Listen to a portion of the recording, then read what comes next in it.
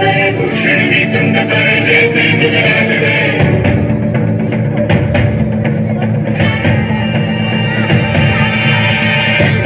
अंश पर कंस पर धूमलिच्छ वंश पर